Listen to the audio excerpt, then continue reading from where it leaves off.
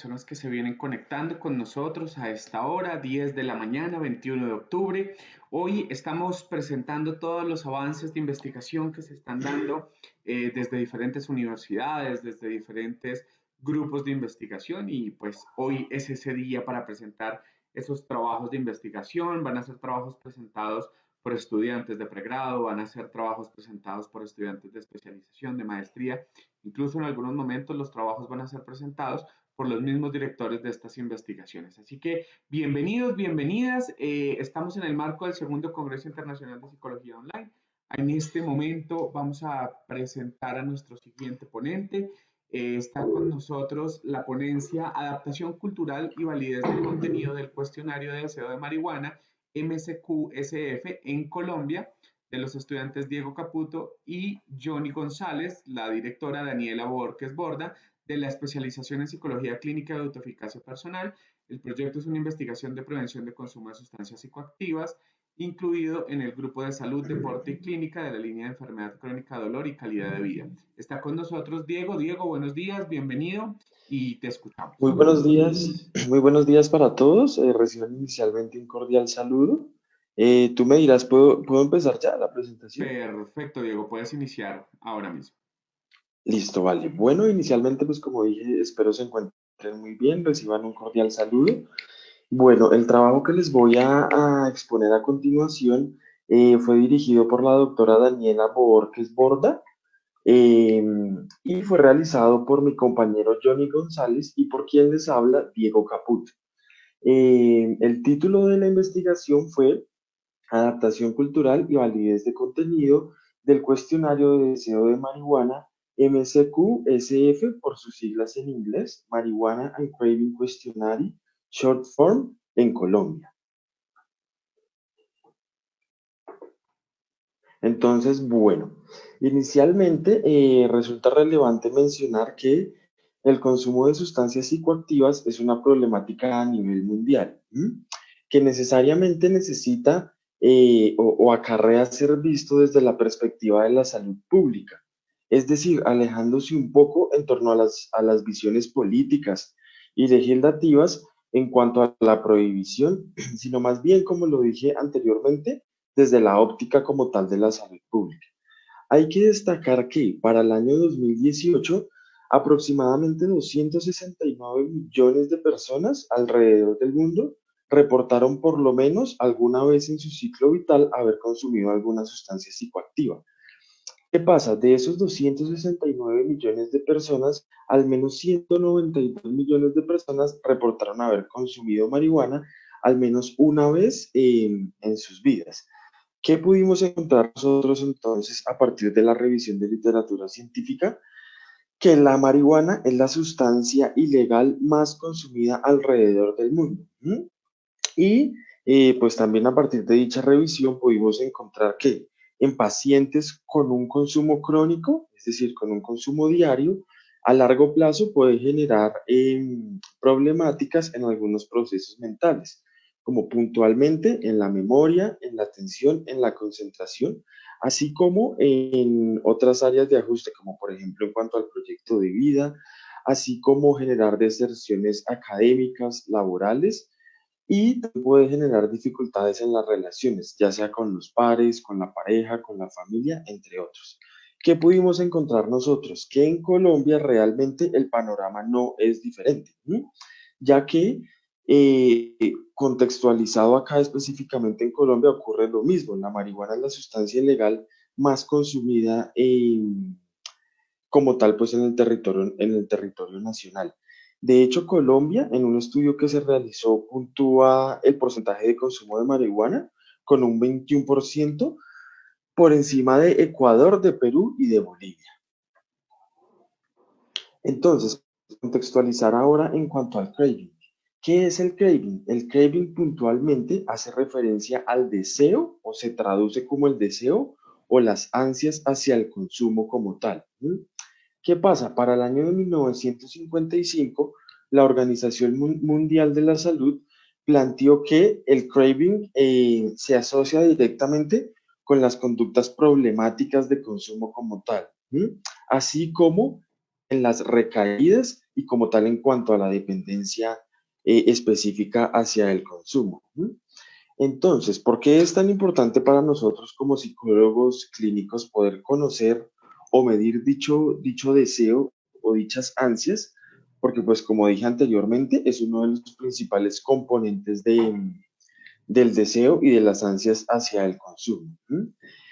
Entonces, ¿qué pasa? Al ser un estado donde se experimenta un gran impulso hacia la necesidad o hacia el deseo del consumo, diferentes autores a través de la historia han, digamos que, realizado diferentes investigaciones en torno a poder conocer o medir puntualmente este deseo en los consumidores. Por ende, para el año 2001, Heijman y colaboradores desarrollan el presente cuestionario, que es el Marijuana Craving Questionnaire, ¿sí? Y lo realizaron a partir de 4 esferas o de 4, digámoslo así, categorías grandes, a partir de las cuales ellos midieron, digamos, o la realizaron para conocer qué tanto era el consumo de la persona, ¿sí? ¿Cuáles son esas categorías? Compulsividad, emocionalidad y expectativa. Expectativa, perdón, e intencionalidad. En cuanto a compulsividad, puntualmente, hace referencia a la incapacidad de controlar el uso de la marihuana. La emocionalidad, por su parte, hace referencia a la anticipación de los síntomas psicológicos que conlleva la abstinencia por el no consumo, ¿sí? Como por ejemplo sentir ansiedad, sentir tensión, sentir agitación corporal. Y la expectativa se refiere puntualmente a la anticipación de las consecuencias, pero esta vez de las consecuencias positivas que conlleva la utilización de la sustancia. Y finalmente la intencionalidad se refiere puntualmente a la intención y a la planeación del individuo en cuanto al uso puntual de la sustancia. Ahora, hay que destacar, existen dos versiones puntualmente de este instrumento. La primera versión, como lo dije con anterioridad, se realizó en el año 2001. ¿Qué pasa? ¿Con qué contaba o qué características tenía esta versión inicial? Contaba con 47 ítems, ¿sí? Se probó en 217 consumidores de marihuana, tenía un tiempo aproximado de aplicación de 7 minutos. La edad media de los participantes era de 31 años. ¿Qué pasa? Que Heisman y colaboradores, digamos que se dan cuenta que la versión es muy larga para fines clínicos e investigativos. Por ende, retoman esa primera versión del 2001 y la reajustan, como lo dije, con fines clínicos e investigativos. Y entonces en el año 2009 lanzan esta versión que es la corta forma, que fue la que nosotros utilizamos a través de todo este trabajo. ¿Con qué contaba esta o con qué cuenta actualmente esta versión? Cuenta con 12 ítems, 3 por cada una de las categorías que dije con anterioridad, expectativa, intencionalidad, 3 por cada una de las categorías. Se realizó en 490 consumidores de marihuana. El tiempo de aplicación es aproximadamente de 30 segundos. Como podemos ver, se redujo bastante el tiempo de la versión inicial a la actual. Entonces, ¿por qué y para qué es tan importante para nosotros como psicólogos contar con la validación de instrumentos? Como pues todos sabemos bien, nosotros como psicólogos, digamos que estudiamos constructos que no son observables en su totalidad. Por ende, necesitamos valernos de estrategias para poder medir dichos constructos. Y siendo coherentes y consecuentes con el código de ética del psicólogo, pues nos hace un llamado a utilizar como tal instrumentos realmente validados, en los cuales se mida lo que realmente se pretende medir, dependiendo de las características poblacionales o contextuales, dependiendo de los diferentes contextos donde se apliquen las pruebas. ¿A qué me refiero con esto? Es decir, que haya una adaptación cultural como tal a partir de los modismos del lenguaje y del contenido y la carga cultural como tal en torno a la aplicación de los instrumentos. Aparte pues de esto, como lo dije al comienzo de la presentación, pues el consumo de sustancias psicoactivas es una problemática a nivel mundial, es decir, no, realmente no hay ninguna nación digamos, que esté exenta como tal del consumo de sustancias psicoactivas. Y pues la marihuana es la sustancia ilegal más consumida a nivel mundial, sin que Colombia sea la excepción de esto. ¿Mm? Aparte de eso, como lo dije, pues el craving, el deseo o las ansias es uno de los principales componentes de la adicción a las drogas en cuanto a las recaídas y en cuanto a las conductas problemáticas de consumo. ¿Mm? Y hay que mencionar que este instrumento es estadounidense y cuenta con una validez en Brasil y en Francia, es decir, se hizo un proceso de validación como tal de las pruebas en Brasil y en Francia, pero en Colombia como tal no encontramos datos en cuanto a la validación puntual de este contenido, pero no solo en cuanto a este contenido, sino como tal no encontramos un instrumento puntual que midiera el craving hacia la marihuana, hablando puntualmente de Colombia. Al nosotros ver todo esto, entonces concluimos que queríamos hacer esta investigación. Entonces, a partir de eso nos planteamos el objetivo general, que fue específicamente adaptar culturalmente y determinar la validez de contenido del cuestionario de ansias hacia la marihuana, MCQ-SF, Marihuana and Craving Questionnaire Short Form, en Colombia. Y en cuanto a los objetivos específicos, el primero que realizamos fue adaptar culturalmente el cuestionario de ansias hacia la marihuana en Colombia, y el segundo objetivo específico fue determinar la validez de contenido del cuestionario de ansias hacia la marihuana en Colombia. Bueno, ahora, en cuanto al método, ¿cómo fue lo que nosotros hicimos o cómo lo planteamos en cuanto al método? Inicialmente, en cuanto al tipo de estudio, fue de tipo cuantitativo, ¿sí? E instrumental, pues al ser un instrumento y al tener que realizar la validez como tal de una prueba, entonces este fue el tipo de estudio. ¿Mm? Y pues en cuanto a los participantes, fue así, se contó con 5 psicólogos bilingües inicialmente. ¿M? Posteriormente pues contamos con una filóloga experta en lenguas, en traducción, perdón, específicamente, y finalmente se contó con la participación de 6 jueces expertos. ¿Cómo era o cómo fue el criterio que tuvimos nosotros en cuanto a los jueces expertos?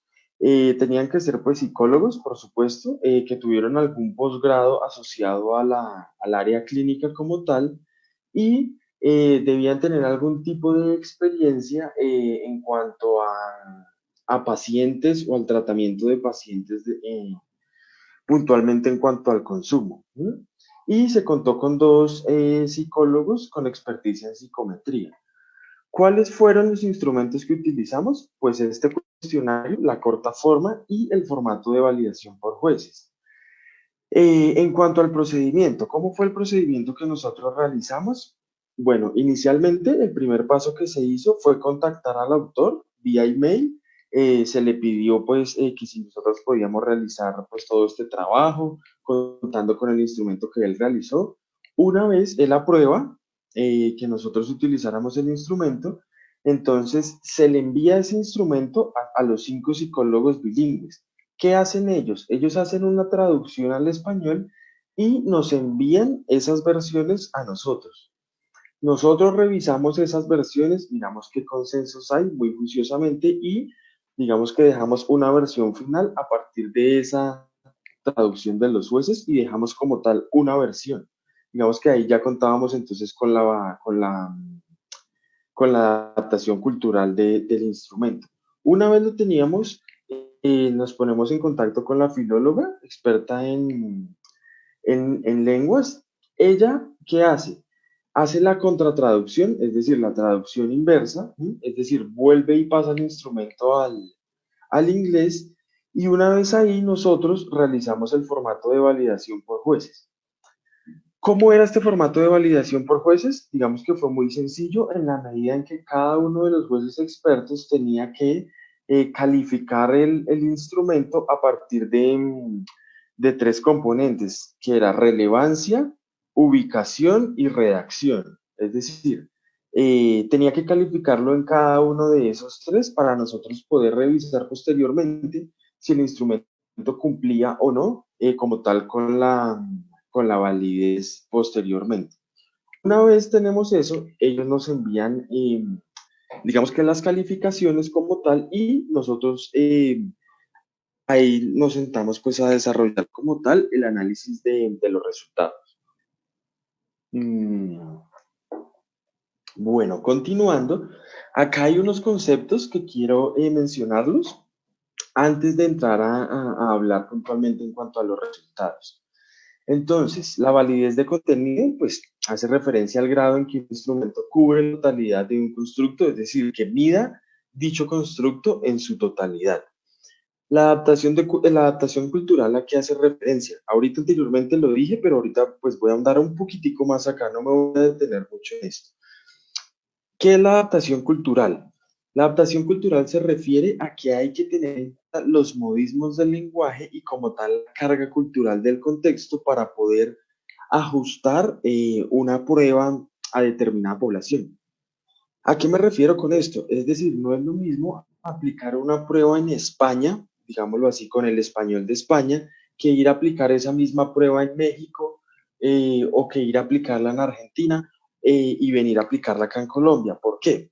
Porque la carga cultural es diferente y los modismos del lenguaje pues también varían muchísimo dependiendo del contexto, así se tenga el mismo idioma.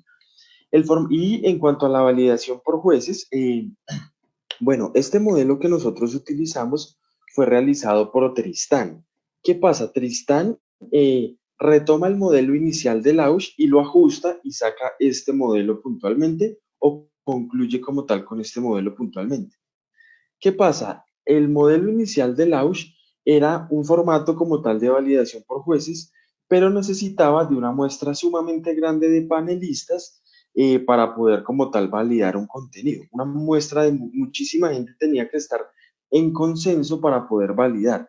Tristán lo retoma, saca este modelo y concluye puntualmente que para realizar un formato de validación por jueces, tiene que haber un consenso por lo menos del 0.58% de consenso entre los jueces para que cada ítem sea validado. En nuestro caso puntual se utilizaron 6 jueces expertos, es decir, 4 de esos jueces tenían que estar de acuerdo o tenían que calificar positivamente cada ítem para que fuera validado como tal. ¿Mm? Acá está como tal, digámoslo, matemáticamente, por decirlo de alguna manera, la fórmula, pero pues para decirlo puntualmente, fue como se los dije. Tenía que tener un 0.58% de consenso entre los jueces para que se validara como tal el ítem. Ahora, ya habiendo dicho lo anterior, voy a explicarles un poquito lo que nosotros encontramos en la investigación en cuanto a los resultados. Como dije, la prueba contaba con 12 ítems, ¿sí? ¿Qué encontramos nosotros una vez nos enviaron el formato de validación por jueces resuelto o calificado? 10 de los 12 ítems, me la saco por acá, 10 de los 12 ítems cumplen, según el modelo de Tristán, con el 0.58%. ¿Qué encontramos nosotros? Que entonces, dos de los 12 ítems no cumplieron con el mínimo de índice de validez de contenido propuesto por Tristán para ser validados. Esos ítems puntualmente, ¿cuáles son?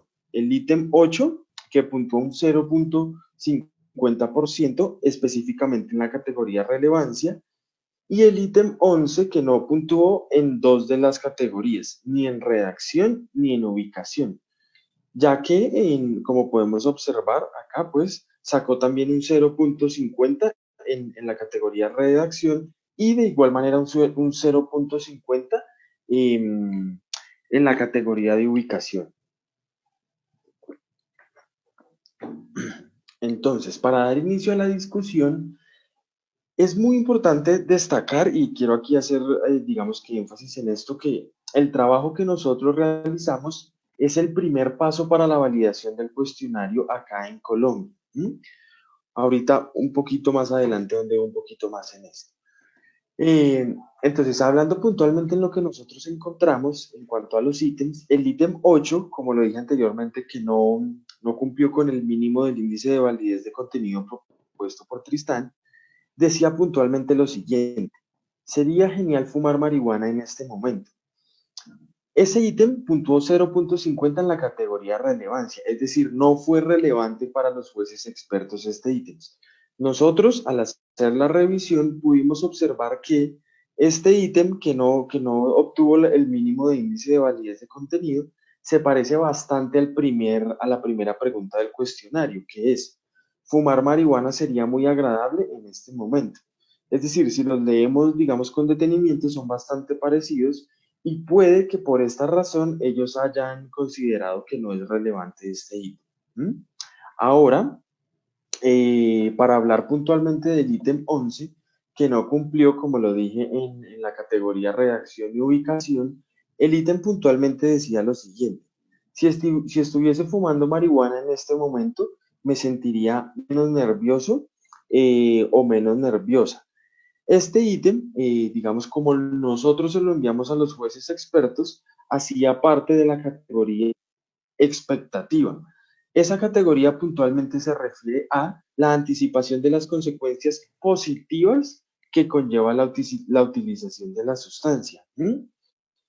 Cuando ellos nos devuelven los resultados, nosotros pues juiciosamente, digamos que nos sentamos a mirar qué pudo haber pasado y pudimos observar que, digamos, siguiendo la lógica de las categorías, ese ítem podría tal vez ubicarse mejor en la categoría emocionalidad, ya que la categoría emocionalidad se refiere a la anticipación de los síntomas psicológicos, perdón, la anticipación de los síntomas psicológicos que conlleva la abstinencia por el no consumo de la misma, como decir ansiedad, tensión y agitación corporal. Vuelvo a releer el ítem: si estuviese fumando marihuana en este momento, me sentiría menos nervioso o menos nerviosa. Es decir, podría ir más por el orden de la categoría emocionalidad en vez de la categoría expectativa. Habría que mirar en los siguientes pasos posteriores si se modifica o se deja.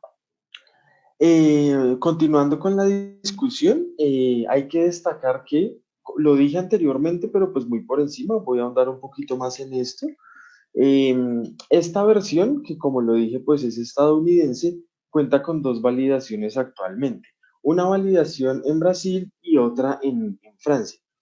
¿Qué pasa? El proceso que nosotros realizamos acá en Colombia de adaptación cultural, perdón, de validez de contenido, es bastante parecido al que realizaron en Brasil. ¿Cómo fue ese proceso que ellos realizaron en Brasil? Inicialmente, pues, ellos traducen al portugués la versión estadounidense por una experta en letras. Posteriormente, esa versión se la envían a dos psicólogas que también, pues, son clínicas y tienen experiencia en todo este tema del consumo, es decir, han tenido pacientes en cuanto al consumo, y a una psiquiatra bilingües, quienes ajustaron como tal los ítems, ¿sí? Posteriormente, se ponen en contacto con un nativo inglés con fluidez al portugués, eh, quien hace la contratraducción o la traducción inversa como tal. Ahí, en ese momento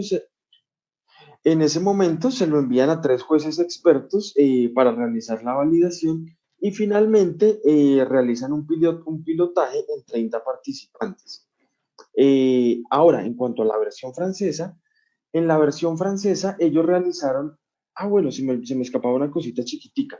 ¿Qué cambió a partir de todo ese proceso en la versión brasilera? Que el ítem 12 pasó de fumar marihuana me haría feliz a fumar marihuana me dejaría satisfecho, a partir de todo este proceso de adaptación cultural y de validez de contenido. Ahora, en cuanto a la versión francesa, nosotros observamos que ellos realizaron un proceso completo en cuanto a la validez de contenido. ¿A qué me refiero con un proceso completo? Realizaron todo este proceso que nosotros hicimos, pero posteriormente realizaron un pilotaje y finalmente concluyeron con un análisis factorial, pues digamos como para la validación completa como tal del instrumento. Entonces, habiendo dicho esto, ¿cuál es el aporte de nosotros a partir de esta investigación? Pues que se realizó la adaptación cultural y la validación por jueces y vuelvo y resalto que es el primer paso para la validación de la prueba acá en Colombia.